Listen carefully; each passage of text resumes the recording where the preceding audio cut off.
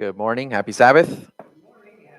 It is a pleasure to be here with you all. Just want to give a thank you to all of our uh, participants and church leaders, uh, even our junior deaconesses that helped pick up the offering and tithes and offering. It's always really nice, right, to see our young people actively participating.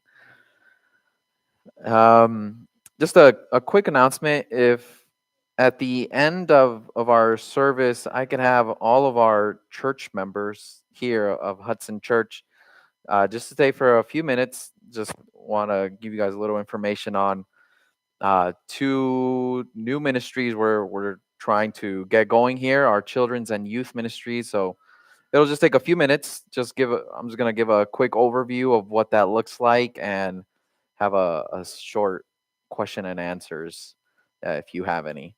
So just stay a few minutes. All of our friends who are visiting us, you are more than welcome to stay. We have potluck, and I'll just have the members up here for for a few minutes. Um, I believe that's it. So something that we want to do is go through for sermons, the pastoral team and working with the church is kind of go through the feasts mentioned in the Old Testament, and that's something that we there's a lot of not a lot, but there's some confusion about of whether we still celebrate them, what they all mean, what are they about, and questions like that, right? And so we are going to be going through through all of the feasts mentioned in Leviticus and give some overview, some little insights, and what they mean for us today. So today we're going to start with the first feast, and hopefully we can apply that to our lives. So I'm going to invite you guys to Leviticus 23 because that's where they're found. Leviticus 23. That's where the list of all of the feasts are found. While you go there, I'm going to move this out the way.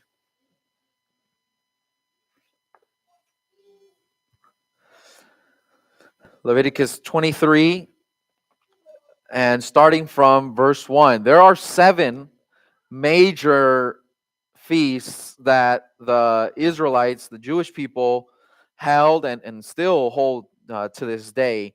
But there is also the first one that you will see there is a big one that was not just celebrated once a year, but was celebrated weekly.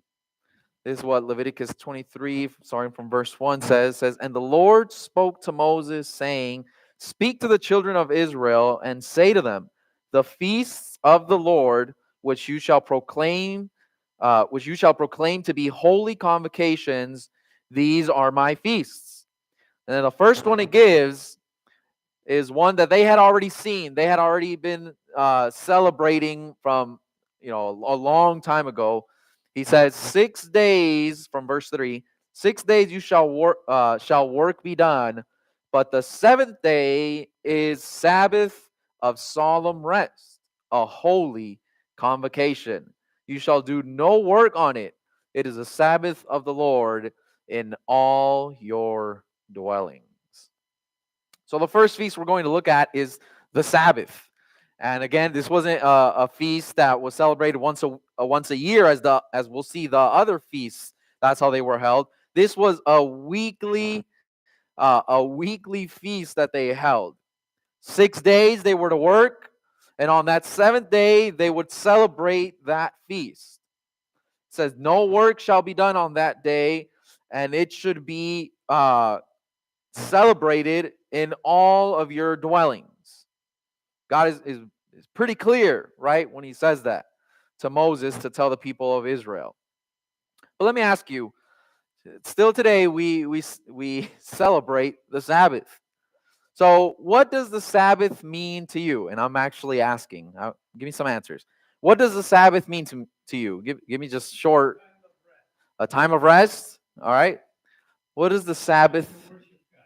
A time to worship God. Yes, Yvonne? Fellowship. Yeah, that's a good one. What does the Sabbath mean to you? Yes, Lori? Time spent with God. In the middle of the Sabbath is Abba, or treating God as my Father. Nice. Sally? Like a chance to honor God. Hmm. I mean, to me, it's a day that where I can tell God how much I love Him again that day and show that kind of love for Him. Okay, yeah.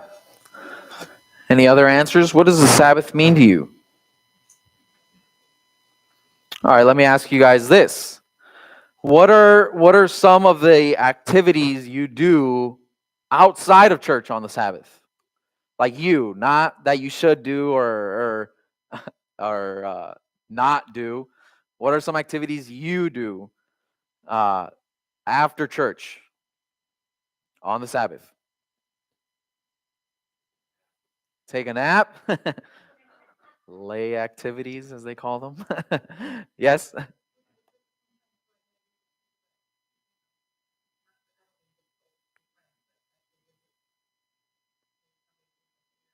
Okay. Yeah. So okay, you go visit people who help people who have needs. What else? You like to be out in nature? There you go, Sally. I agree with that one. What else? What are some activities? Oh, come on.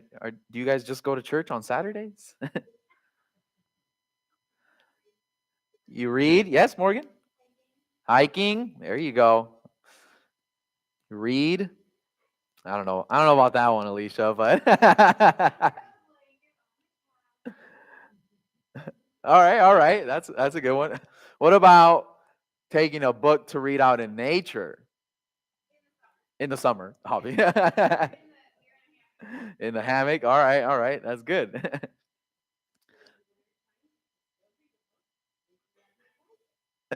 Probably inside, yeah. Next to a fireplace or something like that. Yeah, okay. So we have different activities, right? We do during the Sabbath, and all of those in a way we try to connect with God with what the Sabbath means to us. The activities we do are normally going to match that, right? For the most part, at least. In Exodus 31, God said through Moses in Exodus 31, verses 12 and 13. Listen to what God says to Moses. He says, Then the Lord said to Moses, verse 13, Say to the Israelites, you must observe my Sabbaths. This will be a sign between me and you for the generations to come, so you may know that I am the Lord who makes you holy. So what was the Sabbath for? What is the Sabbath? I put a little emphasis there. Yes, he makes us holy, but what is the Sabbath? Let me read it again. You must observe my Sabbaths. This will be a sign between me and you for the generations to come, so you may know that I am the Lord who makes you holy. Let me ask you again. What is the Sabbath? A sign of our salvation. It is a sign. So does that mean that the Sabbath in of itself has magical powers or it's its own entity? No. It says there it's a sign, right? It's a sign that we would observe between us and God. Almost like a covenant type thing. It says, and with that sign we would recognize that God is Lord who makes us holy. Other versions will say who sanctifies us, who is making us holy. And so it is a sign. It is a sign. And what is it a sign of? What does it point to? Well, when we go way back to Genesis 1, what story do we read in Genesis 1? When God created the heavens and the earth. And so quiz time. Let's go through the days of creation. Let's see how sharp you guys are. They can get a little tricky. Day 1, light, and what else? Darkness. He creates light and then separates light from darkness. All right. Day 2. Ooh, stumped already? Separated the waters into what? The firmaments. There he goes. Sky and then lower firmament. Right? Not yet. The third day. The third day, he separates the waters under the sky. And he calls the dry land earth. Earth. And the gatherings of waters, sea. There you go. And what else does he create on the third day? Ooh. Grass, trees, plants, vegetation. That's all he created on the third day. These kind of get a little easier now. Day 4? No. No. No. Sun, moon, and stars. Sun, moon, and stars. You guys should be taking notes. Day 5. Already said it. Sea creatures and birds in the air. Day 6. Land animals and man, humankind. And on the 7th, Sabbath, he rested. And it's interesting that when you pair up these days, the last 3 days complement the first 3. And so, he creates the sky, he fills it with sun, moon, and stars. He creates the seas and the sky, and he fills it with birds and sea creatures. He separates the land and seas, and he fills it with land animals and mankind. So there's a lesson there that God never leaves something incomplete. He never leaves something void. So no matter what we might be going through in life, or we may experiencing loss of some kind, we can always trust that God will not leave us empty. He will not leave that space void. He always completes what he starts. So why is the Sabbath special? It's a sign. But what does that sign point to? Completion of creation. The completion of creation. The first time God gives Moses the 10 commandments, what is the reason he gives for us observing the Sabbath? Let's go there. Exodus 20. Your faces got a little blank there. Exodus 20 from verse 8. Exodus 20 verse 8. And some of you might know it by memory. It says, "Remember the Sabbath day to keep it holy." Say it with me. 6 days you shall labor and do all your work. But the 7th day is the Sabbath of the Lord your God. In it you shall do no work. You, nor your son, nor your daughter, nor your male servant, nor your female servant, nor your cattle, nor your stranger who is within your gates. Verse 11, what is the reason? For in 6 days the Lord made the heavens and the earth, the sea and all that is in them, and rested the 7th day. Therefore the Lord blessed the Sabbath day and hallowed it. So what is the reason Moses gives in the 10 commandments that we should observe the Sabbath?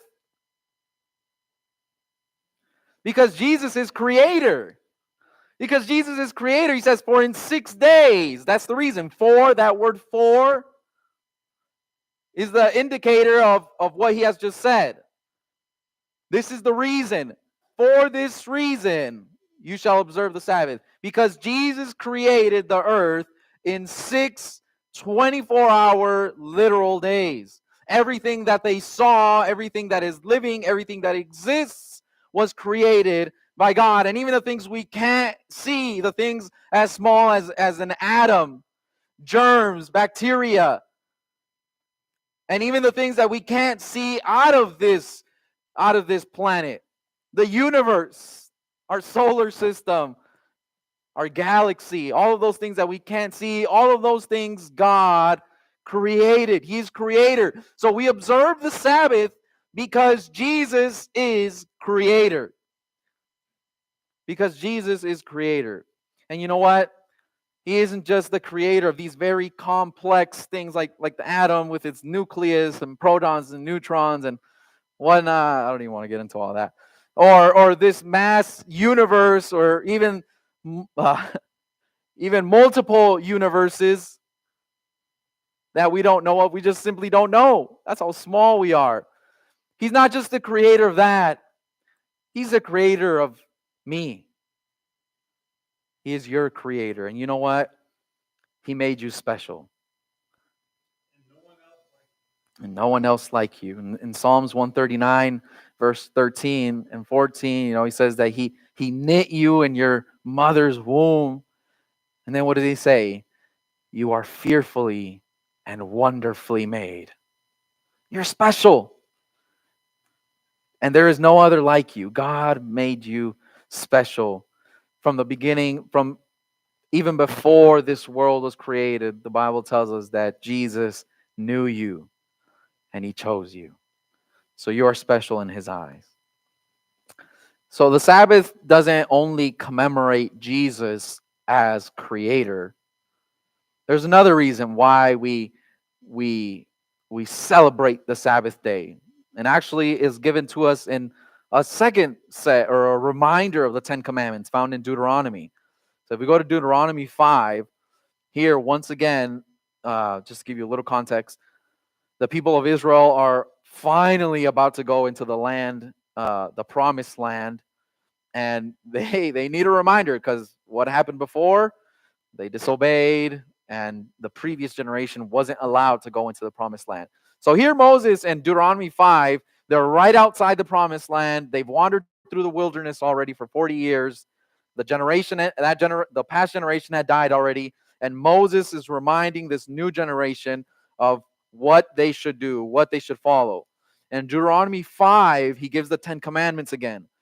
But listen to what he says in verse 12 when he talks about the Sabbath day. He says, starting from verse 12 in Deuteronomy 5, he says, observe the Sabbath day to keep it holy, as the Lord your God commanded you. 6 days you shall labor and do all your work, but the seventh day, the Sabbath of the Lord your God. In it you shall do no work, you, nor your son, nor your daughter, nor your male servant, nor your female servant, nor your ox, nor your donkey, nor any of your cattle, nor your stranger who is within your gates, that your male servant and your female servant may rest as well as you. And then he gives the reason. He gives the reason again. But it's a little different this time. In Deuteronomy, he says, starting from verse 15, he says, and remember that you were a slave in the land of Egypt, and the Lord your God brought you out from there by a mighty hand and by an outstretched arm. Therefore, the Lord your God commands you to keep the Sabbath day. So in Exodus, the first time he gets the commandments, the reason to observe, to celebrate the Sabbath is because what? Honor creation. Honor Jesus as creator. This second time around, why shall they observe? Should they observe the Sabbath found in Deuteronomy? To remember that they were slaves, but not just that, remember that they were delivered by a mighty hand, by God. They were delivered. So Jesus is creator. That is a huge reason why we celebrate the Sabbath, because Jesus created you. And that's why I wholeheartedly agree with spending time in nature on Sabbath. Because in that we see his creation, and we see that he also created us special. And not even to talk about the scientific, psychological findings on spending time in nature and what that even does for your health. We don't even have to include that in there. Just do it. Go out and walk. Maybe not this time of year. And if you do, bundle up. It could still be done, but probably bundle up, and and you will see a difference in your life. You could be struggling with depression, with sadness, with health, and you take a walk out in nature. Man, does that make a difference in your life? Because in nature, you can see God as creator. God made you special. But also, when you observe the Sabbath, when you celebrate it, you remember that Jesus is your deliverer. Peter talks about how we were once in darkness. Well, guess what? Jesus brought you out of that darkness into his marvelous light.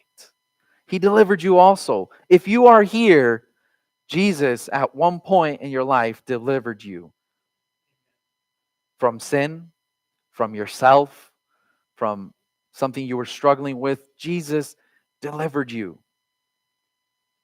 And if you haven't experienced that yet, guess what? He wants to give you that deliverance from whatever it is you're struggling with, from whatever is keeping you down.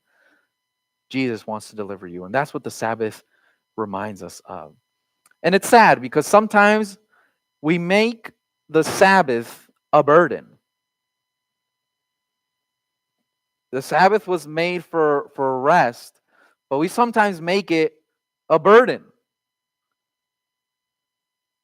And it's sad that we do that.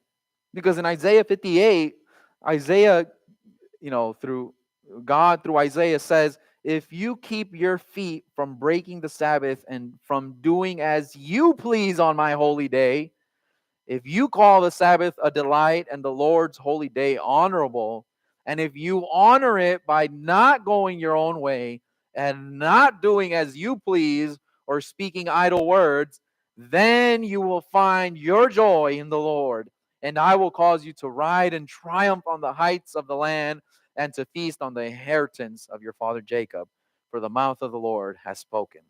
So when we stop doing our will, when we stop doing as we please on what we think is right, on sometimes tradition is what makes it a burden, on what we can't do and what we should do. And we make the Sabbath a burden. But God says that when we take all those things away, it says then the Sabbath turns into a joy. We find our joy in God. And so that's why it is important to ask ourselves, what does the Sabbath mean to me? On the Sabbath, are you recognizing Jesus as your creator? On the Sabbath, are you recognizing Jesus as your deliverer?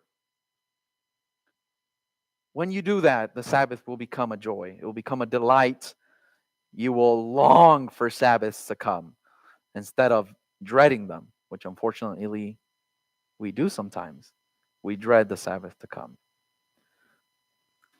Jesus himself, he called himself the Lord of the Sabbath.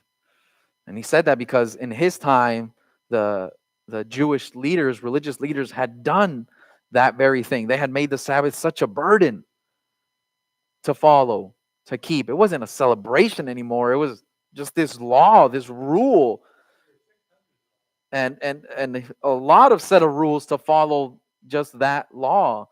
And it had become a burden for them. So Jesus is our creator. He is the Lord of the Sabbath. He is our deliverer.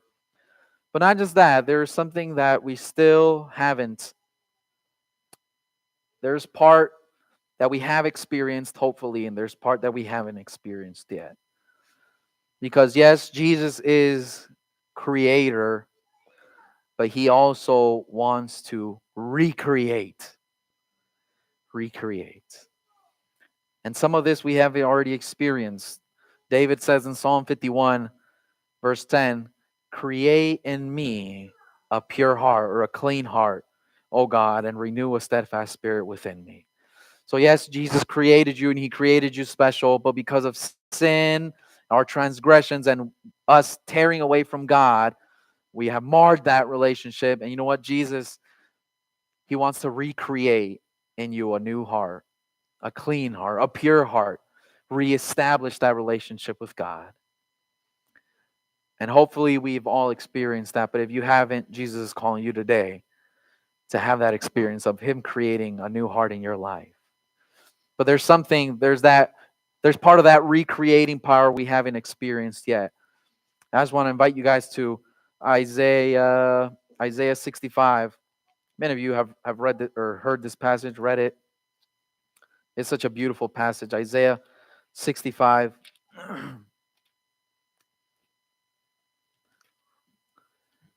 Starting from verses 16, 17, 17 and 18. Isaiah 65, 17 and 18, it says, "For behold, I create" what? "New heavens and a new earth."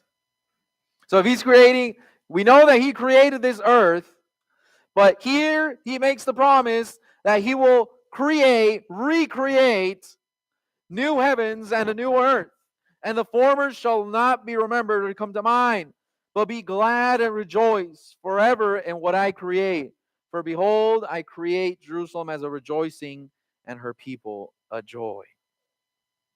Jesus has that recreating power. And he wants to recreate our heart. But he promises that one day he will recreate a new world for us to live in, where there's no more sin, there's no more suffering, there's no more pain. We don't have to worry about any of those things. And if we jump to chapter 66, verse 22 and 23, guess what he says that we'll be doing in this new earth, in this new heaven? He says, "For as the new heavens and the new earth which I will make shall remain before me, says the Lord, so shall your descendants and your name remain." Verse 23, "And it shall come to pass that from one new moon to another, and from one Sabbath to another, what shall we do?" It says, "All flesh shall come to worship me shall come to worship before me, says the Lord." So even once God has recreated this new heaven and this new earth, guess what? We're still going to be celebrating on the Sabbath. From Sabbath to Sabbath, we are going to be gathering to worship God for the same reasons. Because he's creator. And guess what? He recreated a new heart in your life, which is what made you, which is what made you being there possible. But he also is the one that recreated that new heaven and earth you'll be standing in, where there's no more sin, there's no more things that deteriorate, there's no more suffering, there's no more pain, there's no more crying, no more of any of those things. And you can be there worshiping him. No more death. That's why we celebrate the Sabbath.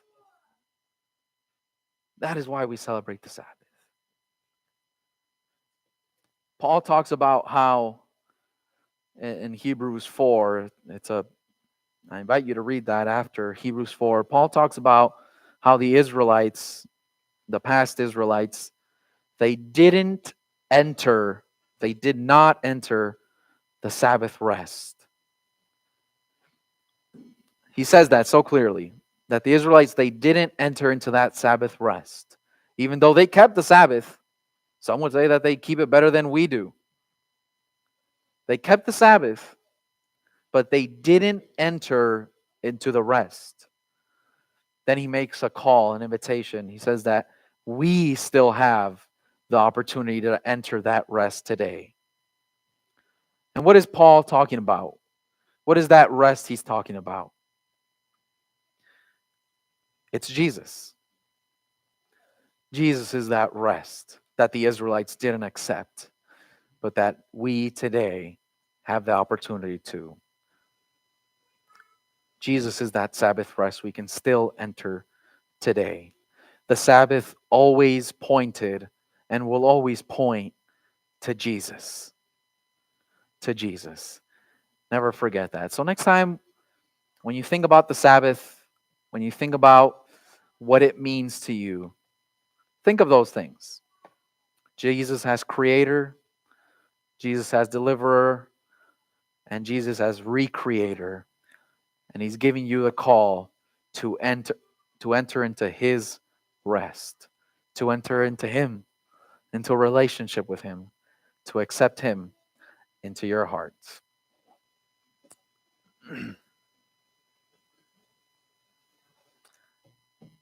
And now let us please stand for, you can still come up here.